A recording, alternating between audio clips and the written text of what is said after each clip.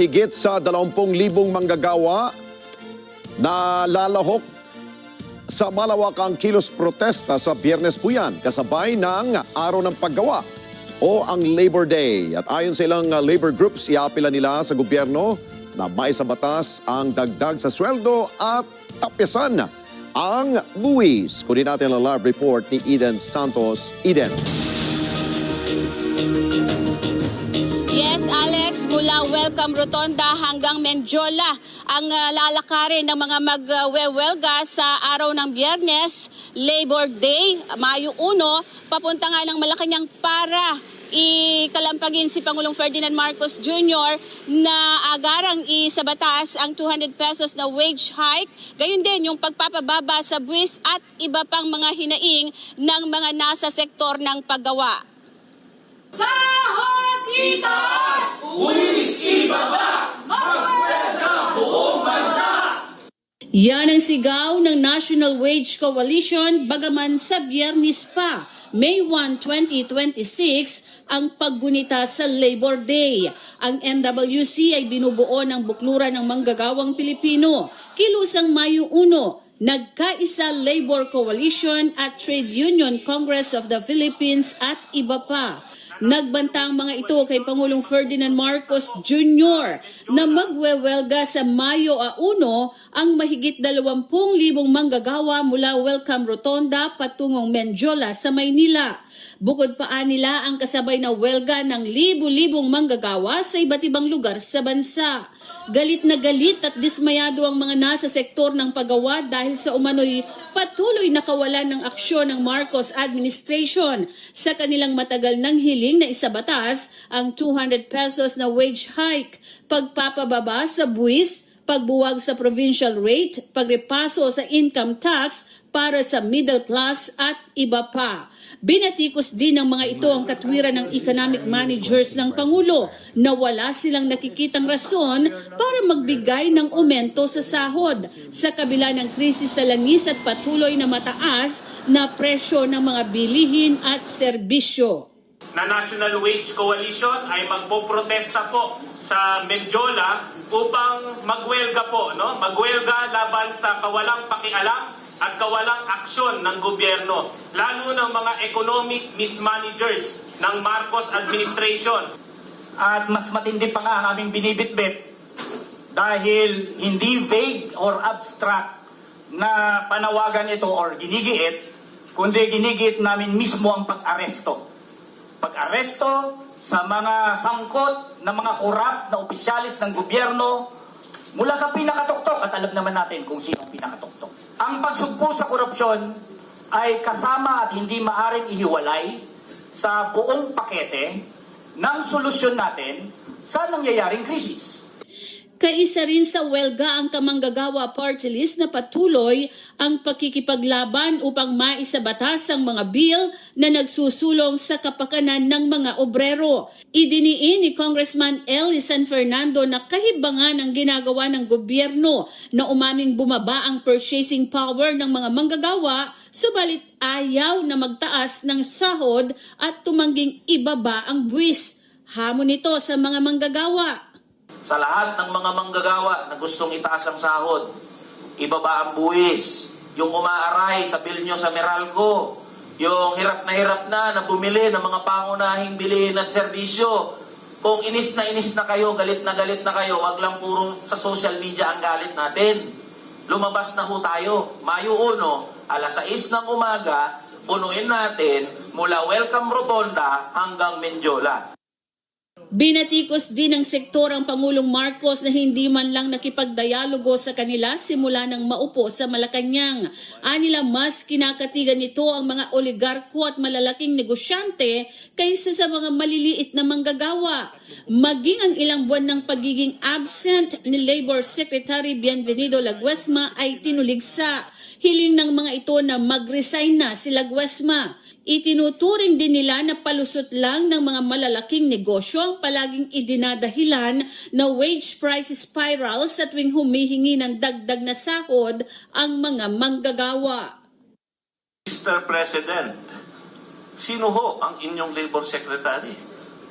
Hindi ho pwede yung wala kaming kausap. Ilan ho sa amin dito naglatag at ng request na magkaroon ng summit sa employer at sa manggagawa. Ilan ho sa amin nakaupo dito sa konseho ngayon ay miyembro ng National Tripartite Industrial Peace Council. Subalit hanggang ngayon, wala hong tugon dun sa aming hiling. Kasama ng employer dyan, humihiling din ng dialogue. So kung yan lang ang kasagutan sa atin, then we will have major issues that will escalate. Hanggang ngayon, every time sinasabi na kailangan balansehin yung employer at worker, yun po ay palusot lang ng mga naglalakihang negosyo. Kasi ang employer nandito sa tuktok yung worker nasa talampakan So anong balance pinag-uusapan natin? At naalala ko yung sinabi mo sa wage price spiral. Yan din yung sinabi nila ng economic managers nung pinatay nila yung legislated wage increase. Na hindi ko alam yung sinasabi ni Congressman Leviste na tinawagan ni Executive Secretary Recto o sino man. Pero ang alam namin, nung naipasa na sa Senado at Kongreso yung legislated wage increase, naglabas sila ng paper na ito, yung joint position paper ng DBCC. At malinaw ako na may nakapirma rito ang pangalan Ralph G. Recto, Secretary of Finance, na ngayon ay Executive Secretary. Doon naman sa tanong ni Ma'am, nung kanina, yung 4 na taon na tayo na hindi miniting.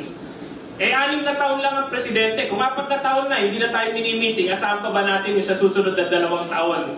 Kasi nga, ang aming worry at aming laging kakontra ay tinatawag nga nating economic mismanagers. Hanggat hindi mapapalitan yung mga yon at hanggat hindi magbabago yung kanilang pananaw, forever outside the kulambo yung ating mga manggagawa. Kung hindi pa nagkaroon ng lead committee hearing nung nakaraan, hindi malalaman na officially na meron palang sakit at nagpapagaling si Secretary Laguesma.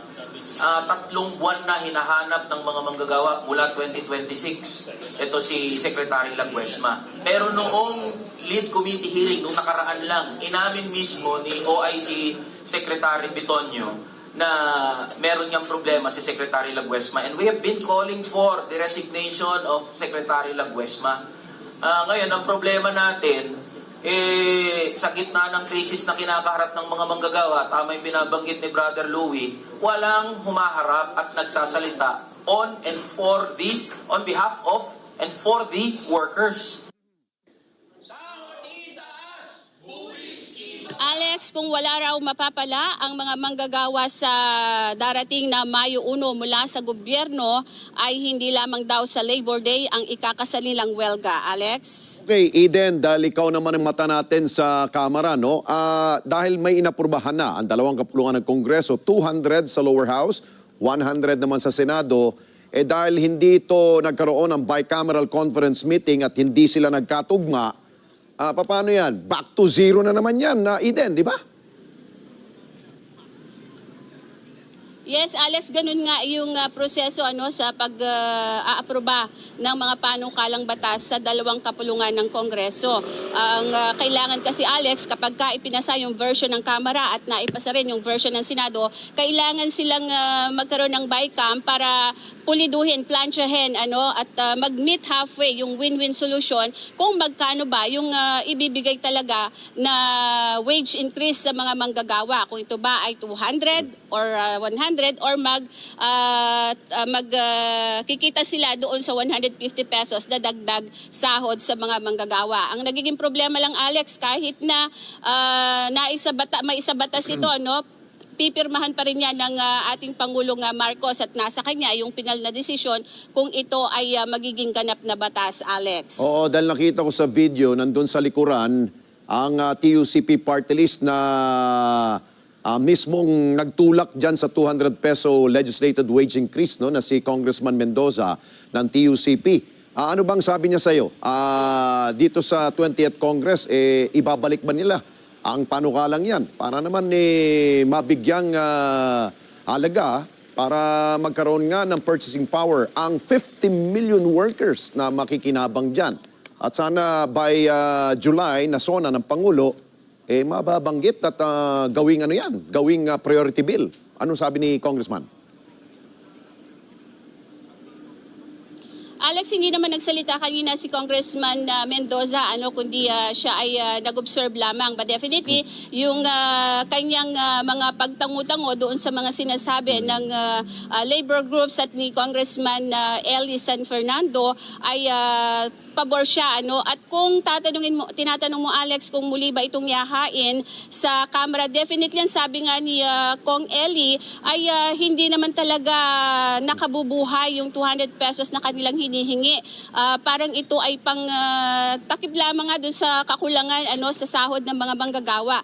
Kaya kung sila ay may iba pang mga batas na iyahain sa Kamara, ay aantabayanan natin yan, Alex. Pero kaninang hapon ay naghain naman ng mga panukalang batas sa Kamara, yung ilang mga mambabatas para doon sa 50,000 na minimum salary ng mga guro sa pribadong paaralan, Alex. Ayun. 200 is 200, okay na yon kung aprobado yan.